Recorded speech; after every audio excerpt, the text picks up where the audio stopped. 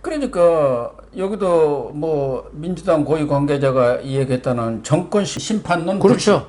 자기들로서도 정말 정권 심판을 받을 만하다고 생각하고 있는 거 아닙니까? 부동산이다 예, 보다 뭐, 지금 제대로 예. 한 게 없기 때문에 정권 심판론에 불을 붙이면은 도저히 이길 수가 없다. 그러면 이것을 심판론을 끌 수 있는 게 뭐냐? 남북 관계를 통해서 한반도의 새로운 획기적인 변화를 가져올 듯한 그러한 쇼를 하는 것밖에 없는데, 그게 이제 남북 정상회담이 있을 수 있는 것이고, 또 북경에서 이 윤건현왕이 이야기한 대로 베이징 삼국 정상회담. 네. 또 하나는 지금 탁현민이가 뉴욕을 왜 갔겠느냐, 이 시기에. 지금 유엔에 우리가 동시 가입을 올해가 30년이라는 거죠. 예. 30년, 30주년이 되는 것이죠. 그래서 9월 유엔 총회 때 남북 간 빅 이벤트 같은 것을 혹시 준비하지 않냐. 그러려면 되게 몇 개월 전부터 준비에 들어가지 않습니까? 예. 그런 것 때문에 간 거 아닌가 하는 것도 있고, 또 하나는 지금 프란치스코 교황이 요새 건강이 좀 안 좋다고 하지만 예. 어떻게든 방북, 설사 북한을 못 가더라도 판문점에 와가지고 판문점에 발 한번 싹. 그렇죠. 김정은 내로라고 할 수도 있고, 여기에서 또 정상 간 그걸 교황 뭐 만나는다, 모신다 그쵸. 하는 차원에서 만날 수도 있고. 문재인 대통령도 천주교 신자지 않습니까? 예. 예. 그래서 이런 빅 이벤트들을 물밑에서 진행을 하고, 그것과 관련해서 지금 북한과도 뭔가 긴밀하게 소통하고 있는 거 아니냐. 지난번 김여정이도 성명 발표할 때 군사훈련, 합동훈련에 대해서는 우리가 양해한 바가 없다. 그러면 그 이전에 뭐 다른 거 많이 했다, 그 얘기 아니겠습니까? 그렇죠. 그런데 왜 훈련을 하려고 하느냐, 그 얘기거든요.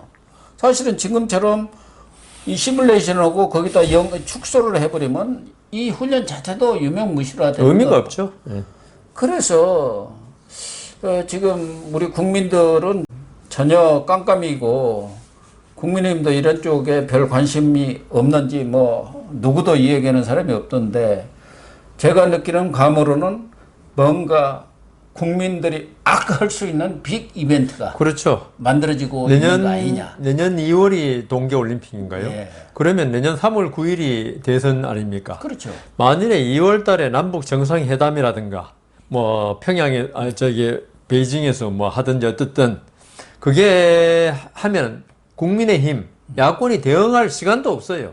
아니 9월 유엔 총회에서 네. 남북 정상회담이 만약 김정은이가 미국에 가는 일이 벌어지고 해도 세상이 뒤바뀌어 버립니다. 교황만 와서 뭐 평양은 안 가더라도 판문점만 그렇죠. 가고 온 국민의 남북 관심이, 정상이 예. 거기에 와서 같이 평화와 악수를 한다고 해보세요. 완전히 뒤집어져 버리는 그렇죠. 거예요. 근데 이제 김정은이가 그 올 9월 유엔 총회에서 미국 가는 일은 없고요.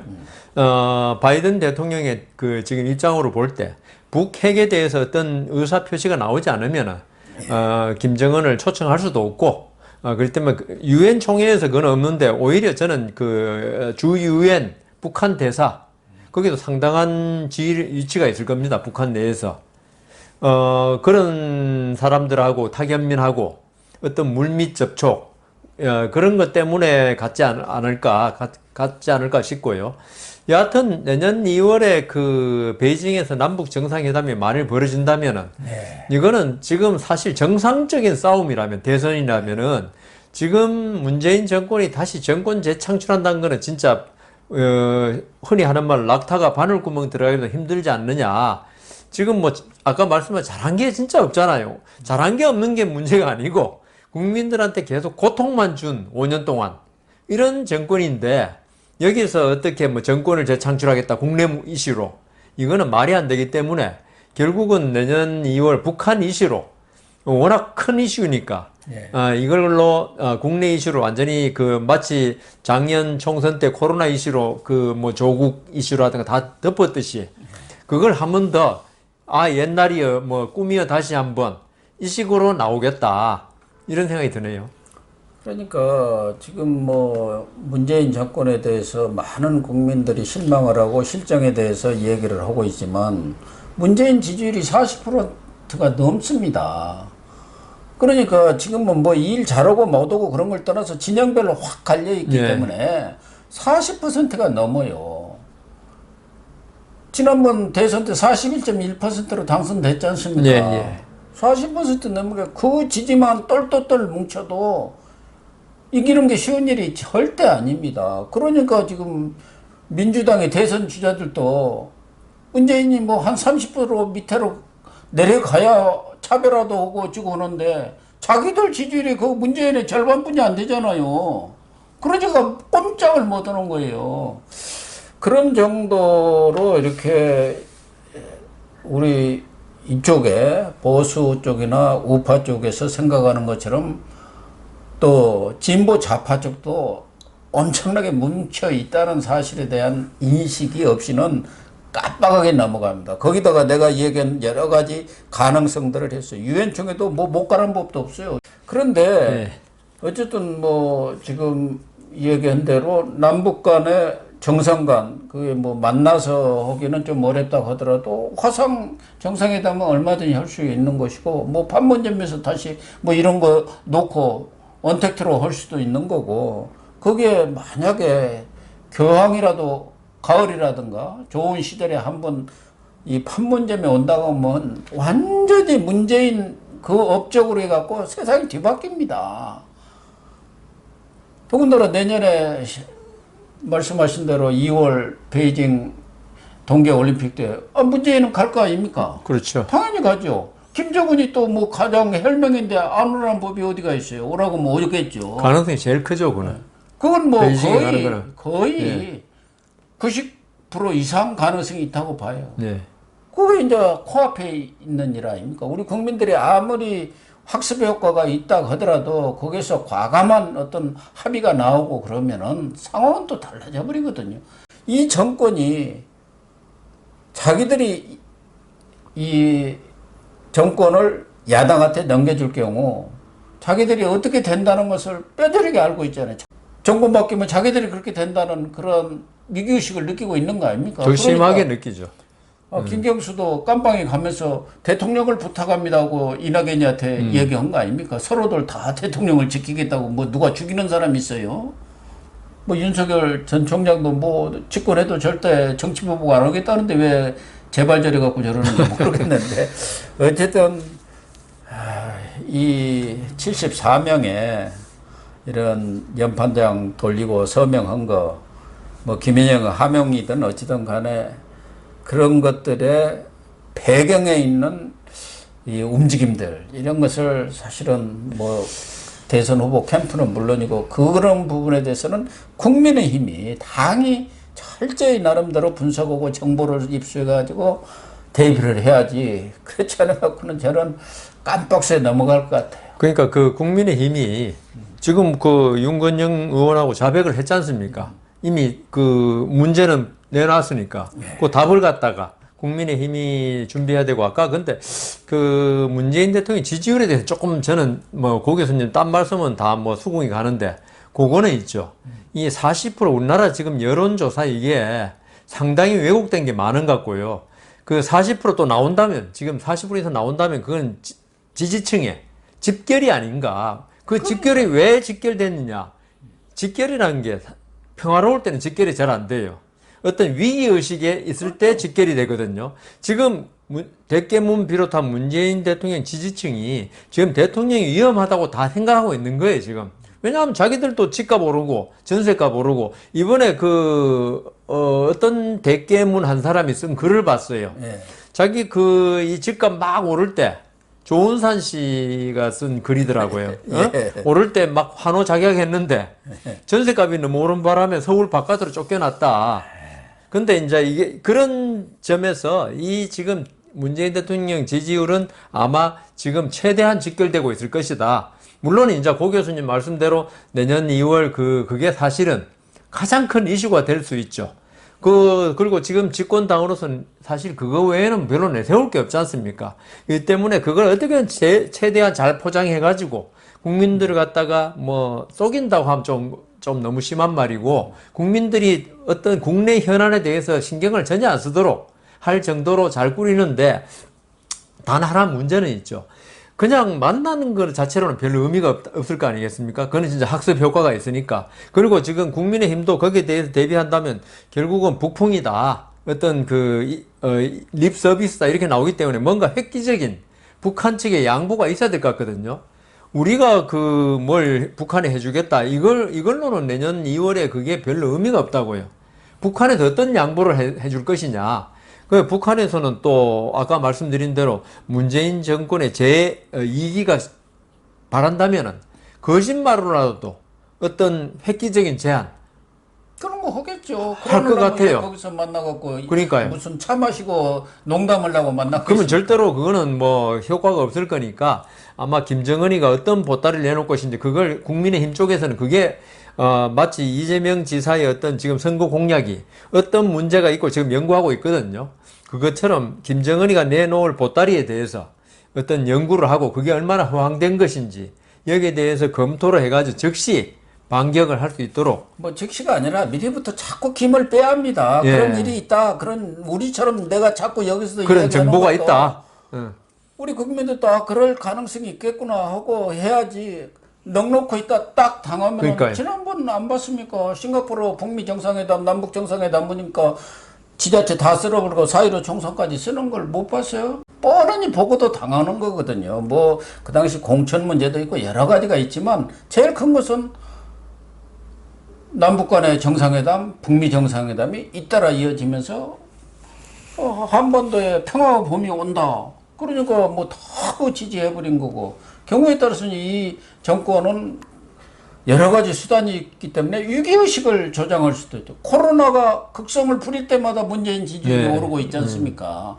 당연히 떨어져야지요. 떨어져야 되는데. 백신도 제대로 못 구입하고 뭐 마스크를 뭐 어쩌고 할 때마다 오른단 말이에요. 지금 팬데믹이 나타날 때마다 문재인 지지율이 10% 가까이 오르는 그런 현상들에 대해서 주목을 해야죠. 국민의힘의 어떤 외교, 안보 이 전문가들은 그런 시나리오를 미리 준비해가지고. 근데 국민의힘이 제가 보고는 그런 준비할 사람 한 사람도 저는 없다고 봅니다. 뭐 말은 그래도 과거 내가 여러 번 봤는데 네. 유일하게 야당에서 준비를 철저히 한 사람은 DJ뿐이 없었어요. 집권하면 무슨 자리 차지할까 그런 쪽에만 관심이 있지. 지금 보면 모릅니까?